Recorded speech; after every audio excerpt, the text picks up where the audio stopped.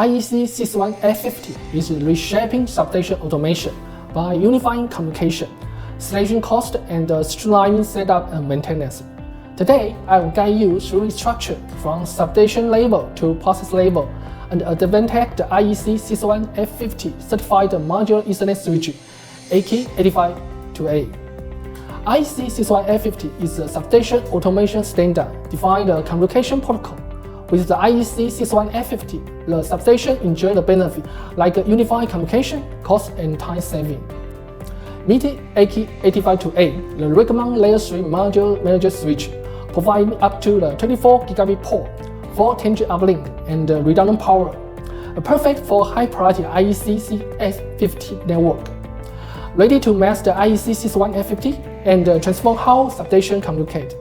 Scan the QR code to see the complete video at Advantech IoT Academy. See you there.